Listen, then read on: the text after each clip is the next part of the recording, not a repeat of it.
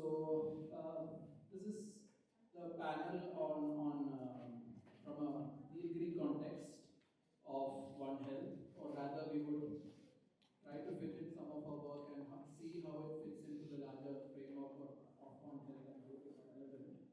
So, this is about the panel. So, three of us are from Keystone Foundation, myself, Akhil, Ujjayini, and Chandrasekhar. And we have doctors from the Kotagiri Medical Fellowship Hospital in Kotagiri, Dr. Miriam and Dr. Nancy also. So since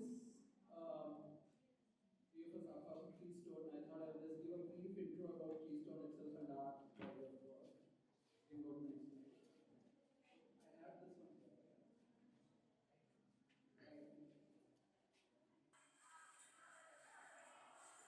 Yeah. So Keystone Foundation, we are a 30-year-old organization. We are a field-based organization working with the indigenous communities. We started as one focused on the Nilgiris biosphere reserve itself. Now we are spread across other landscapes where we have indigenous communities, for example, Eastern India as well. And we work across different programs. So as I said, indigenous communities, their livelihoods, land rights and governance, also partly on health, sanitation issues, then also on biodiversity conservation. So Chandrasekhar here is from the biodiversity team, Ujjayini from the community well-being livelihood team. Then there is a program on climate change. I represent the climate change program. And you can see the program list over there and how we work in contributing towards different SDGs and all that. Next slide. Yeah, so a bit on the Nilgiri context itself. So this is the Nilgiri Biosphere Reserve. So I guess everyone knows about Nilgiris as a district. The westernmost hilly district of Tamil Nadu, but then there is also a concept of Biosphere Reserve, which is a UNESCO designated category, so to say, which is spread across the three states of Karnataka, Tamil Nadu, and Kerala. The significance is that it is one of the most important places for, let's say, ecological value, at the same time also for people like indigenous communities, especially even very particularly vulnerable tribal groups like say the rulers or Kurubas. So here is just an overview of the environmental ecological side of it. Yeah, it's the first biosphere reserve, important biocultural hotspot as I mentioned, high degree of biological diversity and ethnicity, shoulder grassland, mosaic ecosystems is a very unique ecosystem mosaic that we don't find in any other part of the world. About 5,520 kilometers area, out of which around 40% is protected as tiger reserves and wildlife sanctuaries and national parks. And within the Nilgiris district itself, if you look at it, it's around 70% forest cover. And from an ecological point of view, a lot of land use changes have happened over the past 2 centuries or so that has taken over a large part of the native species cover, and that's essentially why in the later years a lot of protection has happened, and recently also the spread of invasive species because again from the colonial times and later when the forest department took over, a lot of management which did not have the best foresight and planning led to introduction of exotic species which then turned invasive and then started causing biodiversity loss, native biodiversity loss. So that's a brief about the Nilgiri Biosphere Reserve where we work. So Keystone works not just in Tamil Nadu but also in the Kerala part in Wayanad and Nilgiris, and also parts of southern Tamil Nadu, southern Karnataka. So that's a brief about the Nilgiri Biosphere Reserve. Now I'll come to my part. I'm just trying to talk about this, how we are trying to develop an environmental monitoring methodology and protocol, which is following a very scientific framework but is rooted in the local, traditional and indigenous knowledge system.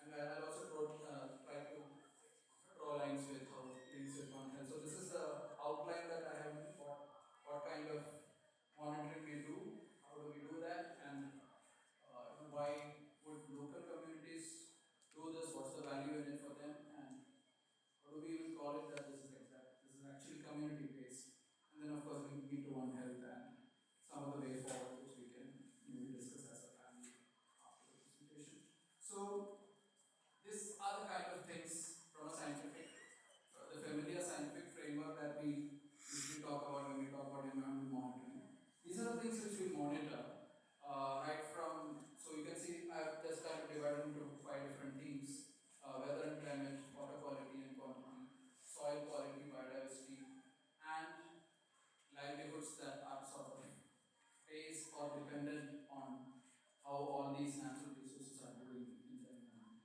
So these are the 5 themes that we monitor.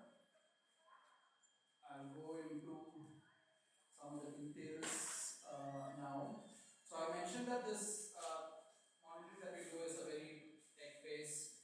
I mean, it's not very tech-heavy or anything. I'm just saying that what we do is we have developed this methodology, and the entire data collection, analysis, and reporting of the data is digitized. So it is, as I had mentioned in the beginning, MRB, monitoring, reporting, and verification. It's through the use of digital tools. So there is an offline working mobile application that the communities are able to use. There is some level of back-end analysis that happens on the data that they collect, and then the dashboard is visible to them in the format or with the indicators that they think is of value for them from a local decision-making perspective, or say national resource management. So yeah, you can see. I mean, I won't be able to take you through the devices that we use or the tools that we use. But then again, just giving an example of, let's say, how if we do biodiversity monitoring, some of the sampling designs and sampling frames that we use. That's as an example. That image is just an example of how biodiversity is monitored by integrating like a plant set, which has points where we do bird monitoring, and then plots where we do flora data collection, including carbon.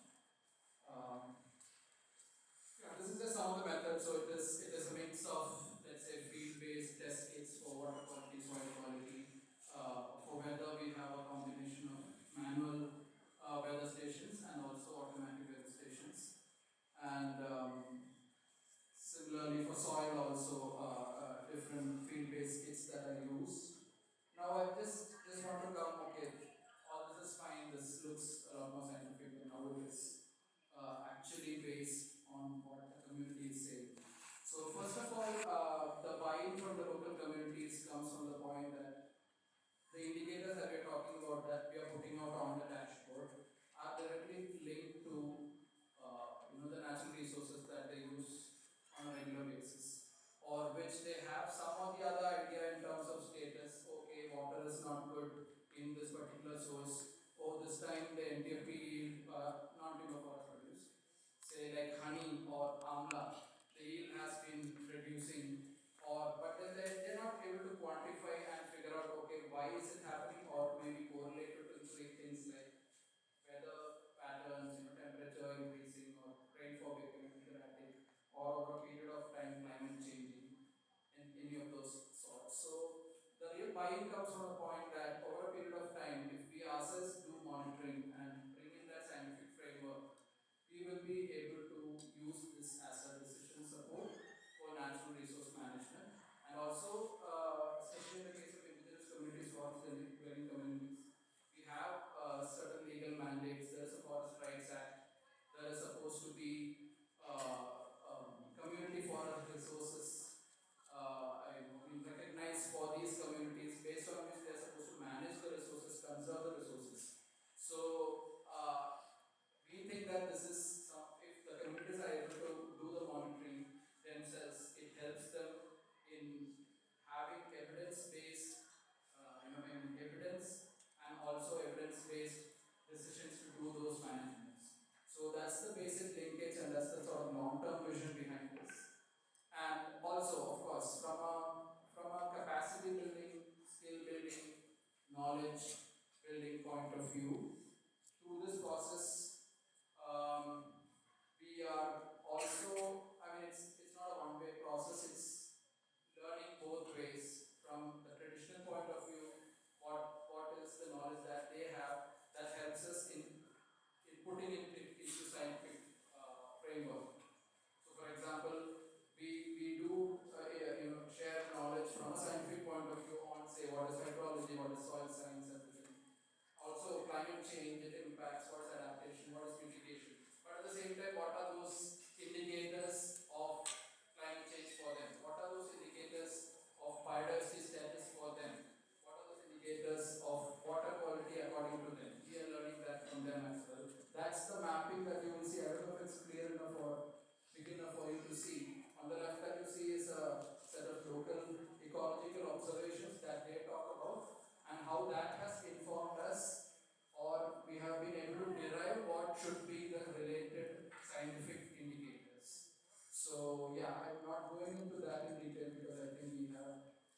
constraints, and as I said, so how is it community based is what I just partly already mentioned.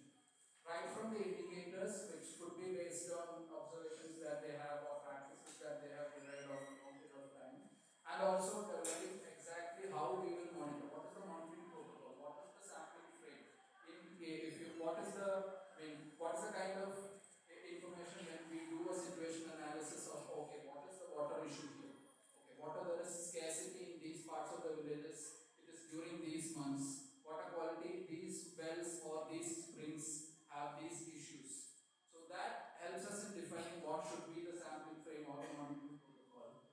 So that's again how where the community information comes in. Then the other thing is, as I mentioned, it's not just monitoring, it's also about reporting and verifying. So we also are able to look at what are the local institutions for whom this data would be relevant. Right from, let's say, a farmer producer organization, like maybe some organization like that uses and processes non-timber forest products like honey or almond. I mean, what information would be relevant to them? And other things like, for example, as I said, already the forest rights committees, they are, when they get their rights for community forest resources, they are supposed to do the management of the resources. What information would be key to them if they are to do that? So those linkages with the local institutions are also entirely based on, and defined by what the communities want. So I've just listed out some of those things, and that's how this is all entirely designed within that thing. Now just making, I mean, like, so this is, of course, all this work is not designed with One Health in mind. But then at the same time, One Health is so overarching, so, all encompassing that this work that we do very much sits within the One Health framework. And the work that I have mentioned is essentially looking at the environmental health part of it. How local communities with their traditional knowledge, with some support from the scientific knowledge systems, can be, would be the people to do monitoring of how the environment is doing. And also, I mean, I think One Health Joint Plan of Action is a guiding document that everyone must be familiar with. One of the main key action areas of that document is that we should be able to integrate environmental knowledge, data, and evidence into One Health decision making at all levels, right from global to the most local level. So I think, and also the indicator framework that One Health tries to sort of align with is also the Sustainable Development Goal indicators. Our project or the work that we do through this monitoring is already aligned with some of those SDGs. That's what we have listed over there.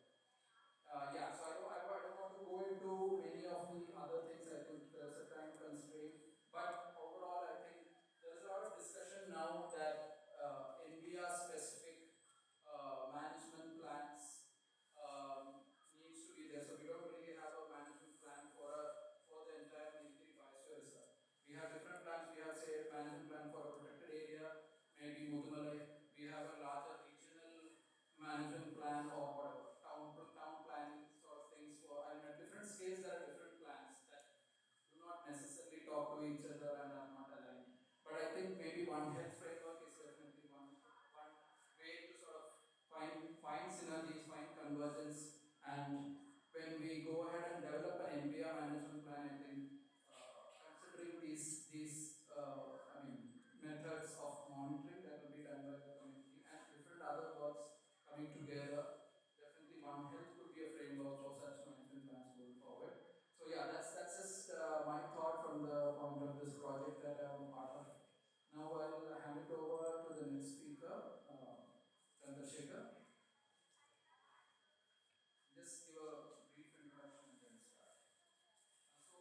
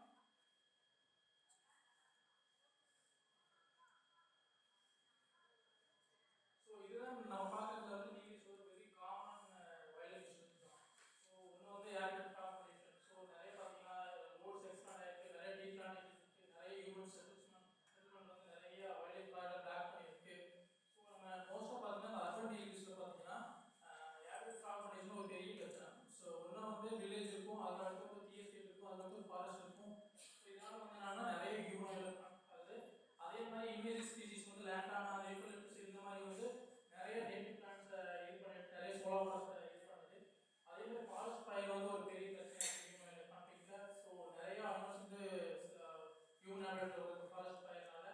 அதே மாதிரி infra proper waste disposal வந்து ஒரு பெரிய issues. நம்ம மக்கள் வந்து நிறைய குப்பை போட்டு அது ப்ராப்பராக இது பண்ணாதனால ஸோ நிறைய அனிமல்ஸ் ஃபுட் வர அந்த பிரச்சனை இருக்குது.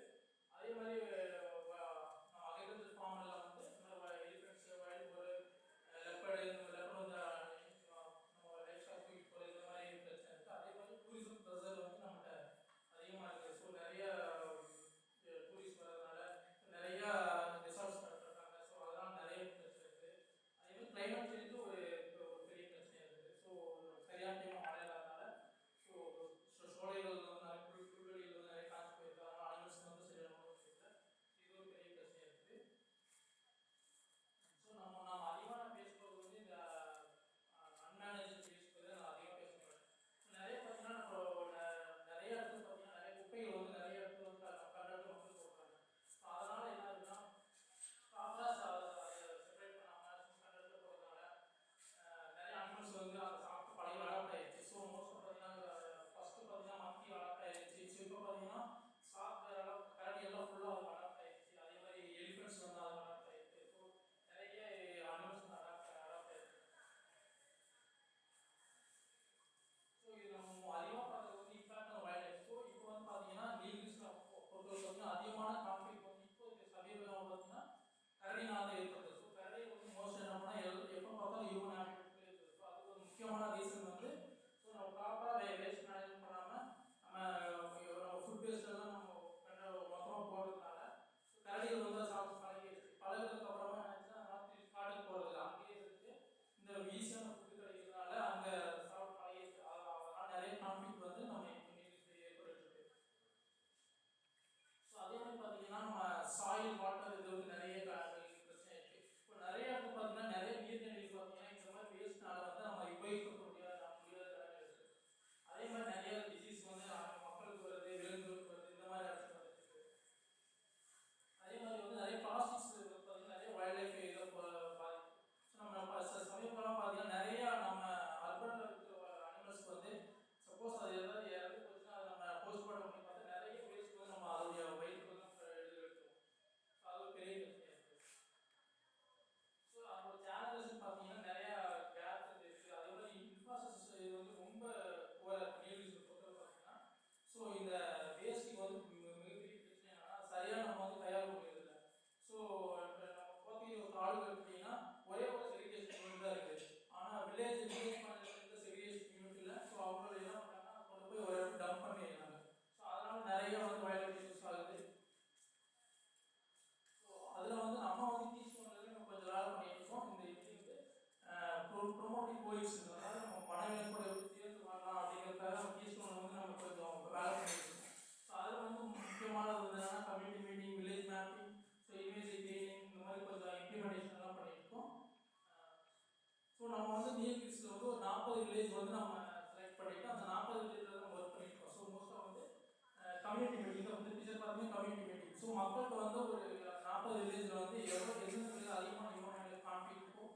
ஸோ அந்த வில்லேஜ் செலக்ட் பண்ணிட்டு ஸோ அவங்க ஒரு கன்சல்டேஷன் மீட்டிங் போட்டு அங்கே என்னென்ன இஷ்யூஸ் இருக்குது சொல்லிட்டு இந்த மாதிரி வில்லேஜ் மேப்பிங் மூலிமா அங்கே இருக்க என்னென்ன இஷ்யூஸ் இருக்குது, அந்த வில்லேஜ் என்னென்ன பிரச்சனை இருக்குது, எவ்வளோ கான்ஃப்ளிக்ட் ஆகிருக்கு சொல்லிட்டு இந்த மாதிரி எல்லாம் மேப் பண்ணிட்டு ஸோ கொஞ்சமாக இந்த மாதிரி இம்ப்ளிமெண்டேஷன் பண்ணுறோம். ஸோ இந்த மாதிரி நம்ம விசிபிளாக சோலார் லைட்ஸ் போடுறது, அதே மாதிரி ஸ்ப்ரிங்க்லர். ஸோ இப்போ இன்னொரு பிரச்சனை பார்த்தீங்கன்னா இப்போ நிறைய ஸ்ப்ரிங்ஸ் வந்து மனுஷனும் விலங்கும் பயன்படுத்துகிற ஸ்ப்ரிங்ஸ் இருக்குது.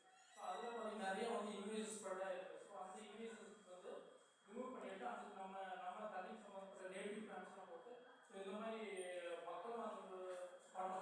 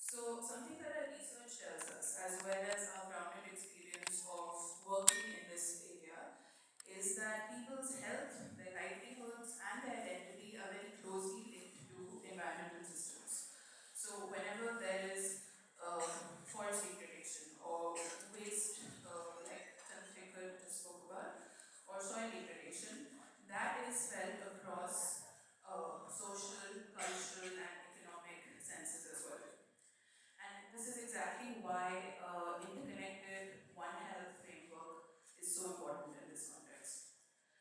So, well-being itself was introduced as a concept to move beyond the standardized economic measures, so from HDI and GDP, into moving into what goes beyond financial well-being.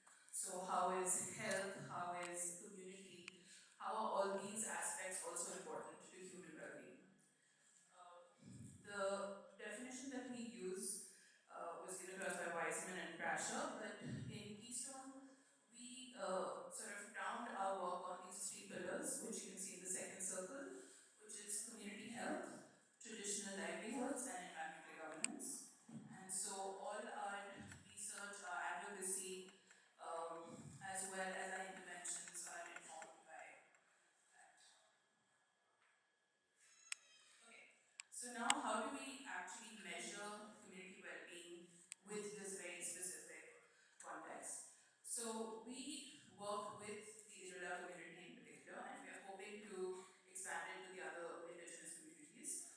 And we ask them, what are the indicators for that you understand to be crucial to your sense of well-being? And these are the six that they came up with. So as you can see, physical health, mental health, social security, cultural identity.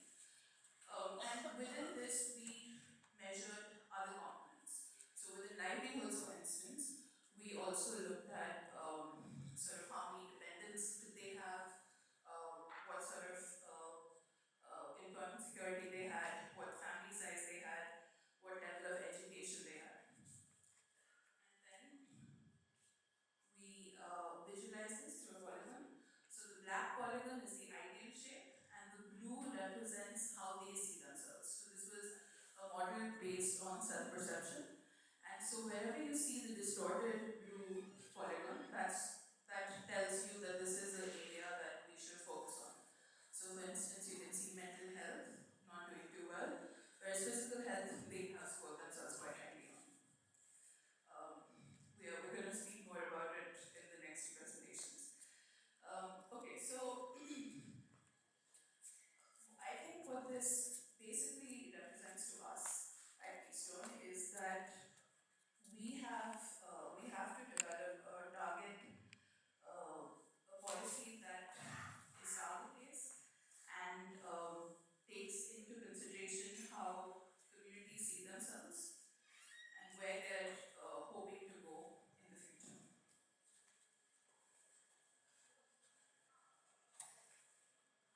Okay, finally, how do we integrate this into a One Health framework? So we have to measure community well-being holistically. In the Nilgiris, health, livelihood, governance, culture, they're all deeply interconnected. When we see improvements or shocks in one area, we can often see it ripple across several other areas. So the standard metrics won't work for the India for this very reason. So for instance, they'll often miss out on mental health or cultural identity, but these are very crucial to the sense of resilience. So for communities, for instance, holding legal land titles is very important.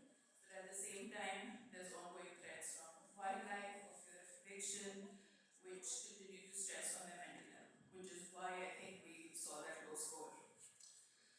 At the same time, there are other challenges like outmigration.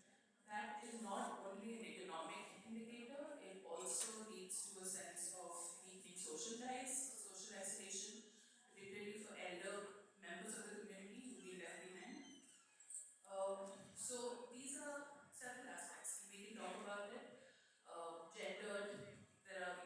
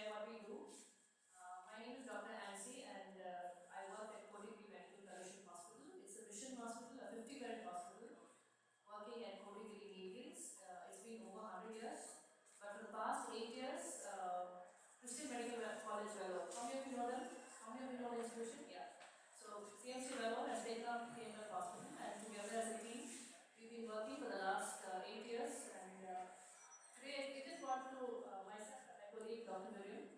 I work as a consultant in laboratory medicine and family medicine. And one of the things that we've seen is anemia. Now, I know that anemia is a very common problem. I'm not going to go through a slide, but I'm just going to give you an overview. Now, in literature, anemia, the most common cause for anemia is iron deficiency anemia.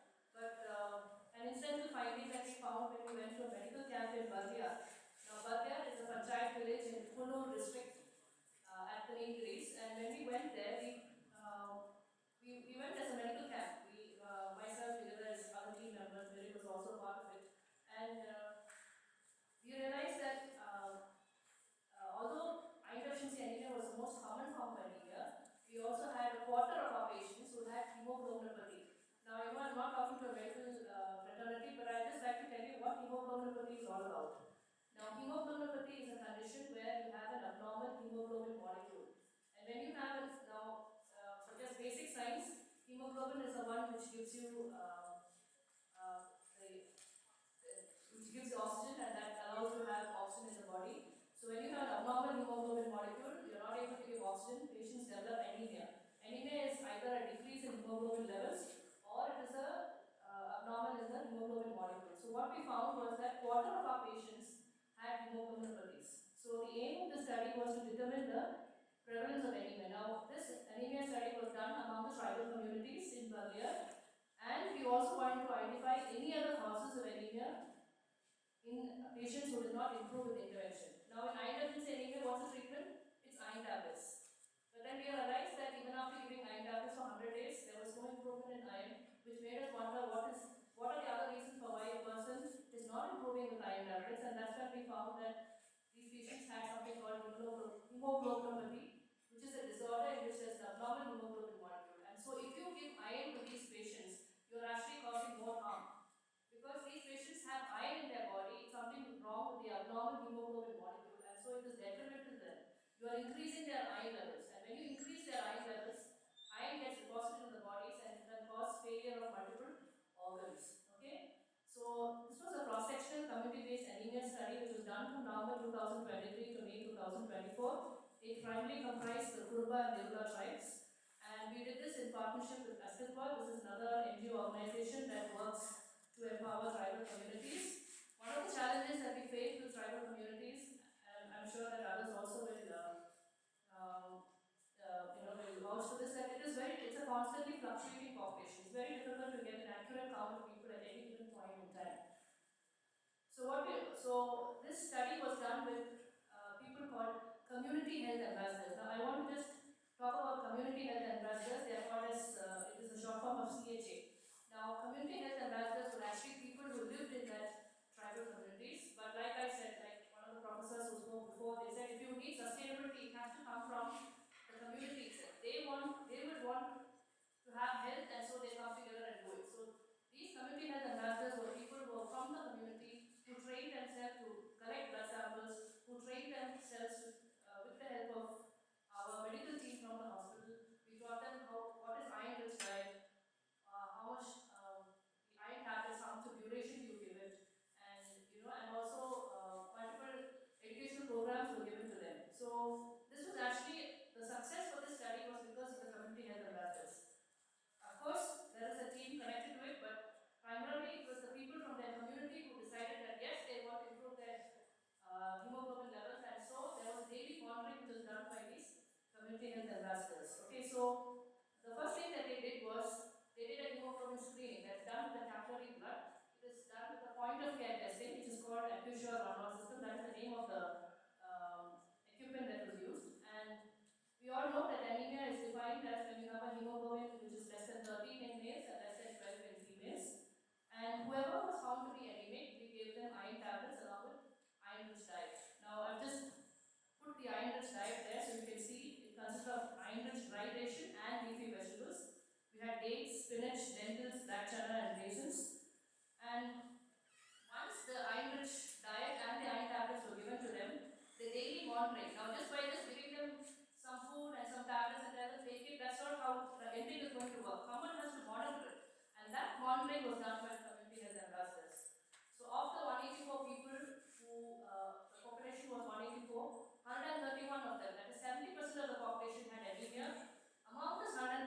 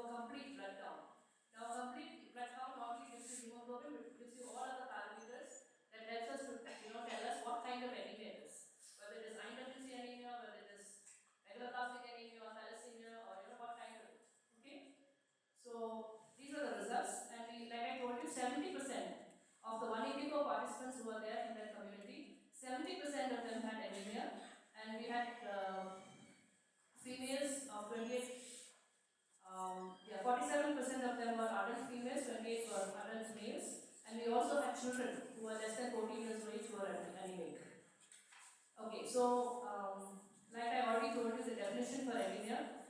Now for the Nutrition Division, Ministry of Health and Family Welfare have brought out this. It's there in their website. They basically, give you cutoffs to define mild anemia, moderate anemia, severe anemia based on the hemoglobin levels. And this was the table that we used to, segregate patients into mild, moderate, and severe. So if you see in the system, you see on the table, anyone less than 8 grams is considered to be severe anemia, all across the age groups. Okay, so these were the results. Now I told you, initially when we started off the study, we had 70% of them who were anemic. In that 184, that private population of 184 participants, 70% of them were anemic. We gave them iron tablets, we gave them iron-rich diet, and in 100 days, you see that there was an improvement in anemia. That means the anemia prevalence improved by 10% in 100 days. And it is not because of course, it is because of the iron tablets, because of the iron-rich diet, but the main people who were involved were the community health ambassadors. They went daily making sure that they took their iron tablets, and this iron-rich diet was given to them once in 10 days. That means twice a month for 6 months. And that is why we found the success in the study was because of the daily monitoring that was done by the community health ambassadors. So the prevalence there was a 10% decrease in anemia in 100 days. Okay, now what I also want to tell you is, although we gave iron tablets and iron-rich diet to a subset of population, we found that even after 100 days, their hemoglobin was not improving. And I told you that we took complete blood counts, we went back to the hospital, we analyzed the smear, we analyzed the blood count, and we saw that these patients are not anemic because of iron deficiency. They were anemic because of a condition called hemoglobinopathy. I don't know, has anyone heard about sickle cell anemia, alpha thalassemia, beta thalassemia? So all that comes under hemoglobinopathy. So we realized that a subset of population had hemoglobinopathies. They are not going to improve if you give them iron tablets. They don't need iron tablets. Their problem is that they have an abnormal hemoglobin molecule, and so their hemoglobin is going down because of that. Okay, and we have to give some samples to CMC Velo because these are molecular testings, and all of them we found that a quarter of these participants had hemoglobinopathy, and the majority of hemoglobinopathy was called alpha thalassemia. Okay, so I'm just going to end my slide. I just want to say that that even though literature quotes that iron deficiency is the most common form of anemia, we just don't do a capillary blood sample and say, okay, your hemoglobin is 10, let's just give iron tablets and go on with it. If there is no daily monitoring by the people who are involved in it, if you don't go back and do a complete blood count to see what kind of anemia are you dealing with, you're going to miss this subset of population. So our research, this is a small scale study. We are now working towards a large scale research study to see the prevalence of anemia. Anything that you do in Nilgiris, especially pertaining to health, is first time. There is no way to take at all. So like we are pioneers, if you want to say that, to see what are different types of diseases that are present in the Nilgiris. Okay, so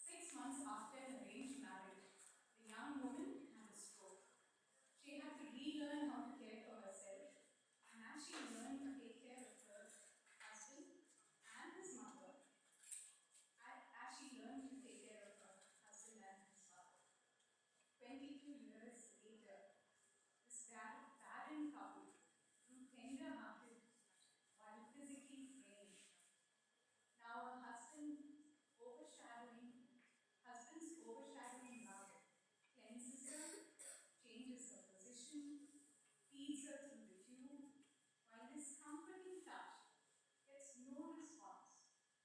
The air is heavy with unfulfilled dreams, hunger, fatigue, the deafening silence of an absent community in the presence of suffering, like it were the grave. And yet a sweet melody rises. There are many such soloists raising the melody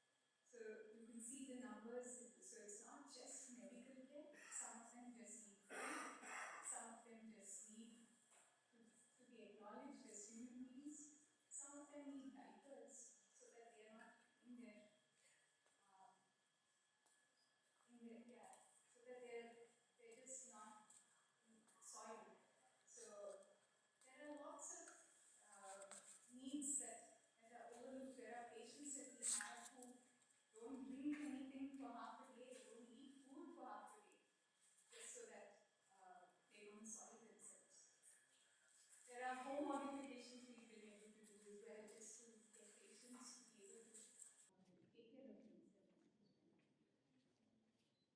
So this is just to give you an overview of the actual work we do.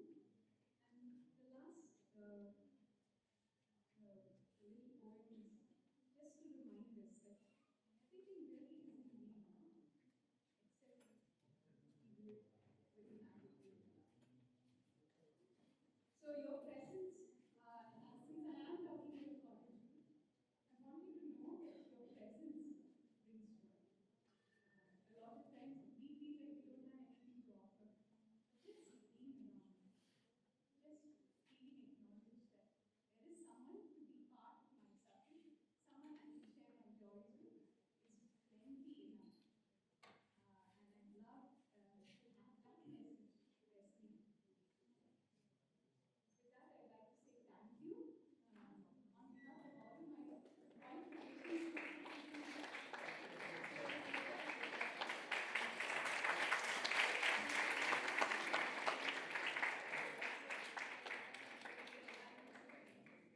I also would like to thank our sponsors, some of them individual donors, some from CSR organizations, who, without their help, we would not have been able to have the privilege of taking care of this meeting.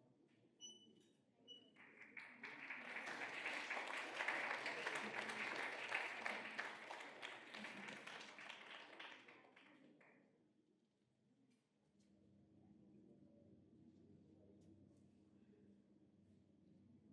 So I think we don't have time for a panel.